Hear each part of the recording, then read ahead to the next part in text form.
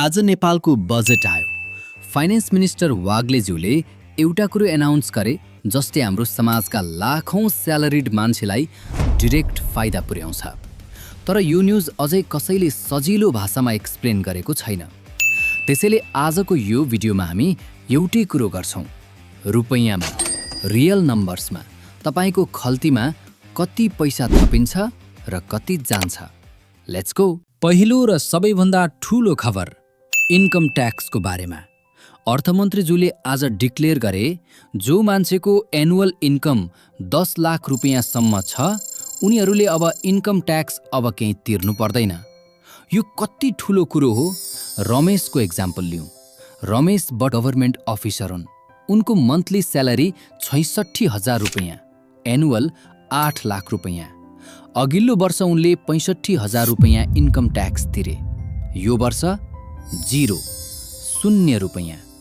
तर यो मात्र होइन, अब इन्कम ट्याक्सको म्याक्सिमम रेट 29% मा क्याप गरिन्छ। अघिल्लो वर्ष 50 लाख रुपैयाँ भन्दा माथिको इन्कममा 39% ट्याक्स थियो, अब 29% मात्र। यसको मतलब चाहे तपाईँ 8 लाख रुपैयाँ कमाउने टिचर होस् वा 70 लाख रुपैयाँ कमाउने सिनियर ब्याङ्कर, यस बजेटमा इन्कम ट्याक्स घट्यो। अब एसएसएफ सोशल सिक्युरिटी फन्डको कुरो गरौँ। यो त पहिलेदेखि नै राम्रो थियो, तर नयाँ बजेटमा यो झनै पावरफुल भयो। एसएसएफ कन्ट्रिब्युट गर्ने मान्छेलाई पहिलेदेखि नै 1% सोशल सिक्युरिटी ट्याक्स माफी थियो। त्यो अझै छ। तर अब सोच्नुहोस्, तपाईको स्यालेरी 12 लाख रुपैयाँ छ। एसएसएफ डिडक्सन गरेपछि ट्याक्सेबल इन्कम 8 लाख रुपैयाँ भन्दा कम हुन सक्छ, जो 10 लाख रुपैयाँको एक्जेम्सन भित्र पर्छ। मतलब एसएसएफ कन्ट्रिब्युटर भएर तपाईँ 12 लाख रुपैयाँ कमाए पनि नियर 0 ट्याक्स तिर्न सक्नुहुन्छ। एसएसएफ अझै सबैभन्दा स्मार्ट ट्याक्स मुभ हो र नयाँ 10 लाख रुपैयाँ एक्जेम्सनले यसलाई अझ पावरफुल बनायो। तर नेप्सी इन्भेस्टर्सको लागि एउटा कुरो बुझ्नु जरुरी छ। क्यापिटल गेन्स ट्याक्स सीजीटी बढ्यो। सर्ट टर्ममा मतलब 1 वर्षभन्दा कम होल्ड गरेर बेचेको सेयर्समा सीजीटी 7.5% बाट 10% भयो। लङ टर्म 1 वर्षभन्दा बढी होल्ड गरेमा 5% बाट 7.5% भयो। यो राम्रो खबर होइन सर्ट टर्म ट्रेडर्सको लागि।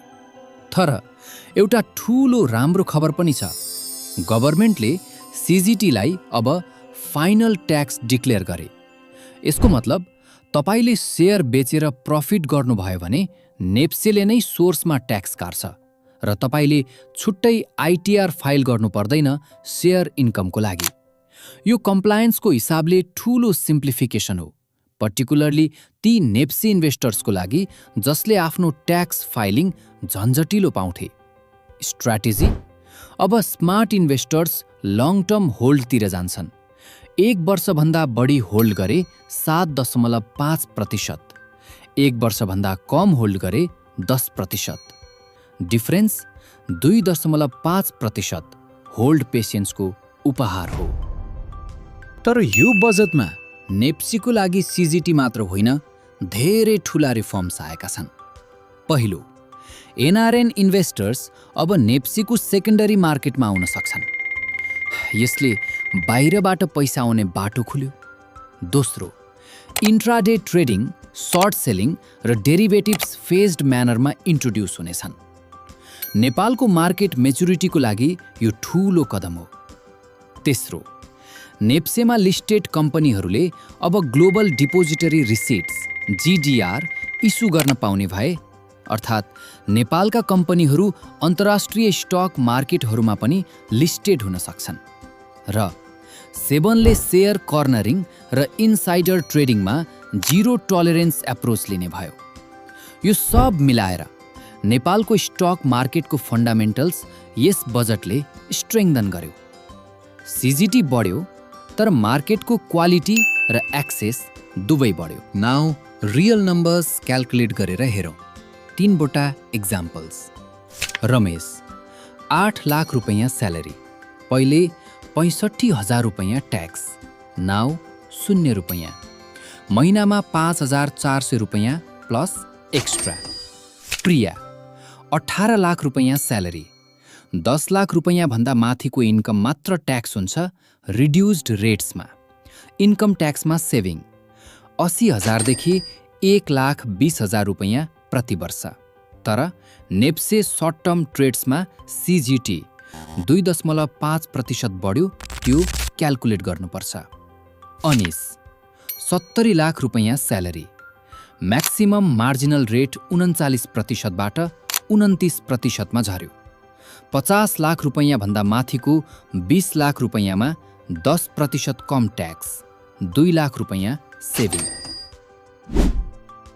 बटम लाइन, जो मान्छे 10 लाख रुपैयाँसम्म कमाउँछन् उनीहरूले सबैभन्दा बढी फाइदा पाउँछन् र यो क्याटेगोरीमा नेपालका मेजोरिटी स्यालेरिड वर्कर्स पर्छन्। तपाईको स्यालेरी कति छ र यस बजेटमा कति फाइदा भयो कमेन्टमा लेख्नुस्, हामी रिप्लाई गर्छौँ। यो भिडियो आफ्नो स्यालेरिड साथीहरूलाई सेयर गर्नुस्, उनीहरू पनि जान्न लायक छन् कि उनीहरूको खल्तीमा कति थपियो। हामी अझै यस्तो बजेट ब्रेकडाउन भिडियो लिएर आउनेछौँ। सब्स्क्राइब गर्नुभएको छैन भने यस्तै real budget breakdowns, NEPSE analysis र फाइनान्सियल लिटरेसी कन्टेन्टको लागि सब्स्क्राइब गर्नुहोस्। पैसा मास्टरमा स्वागत छ। जय नेपाल।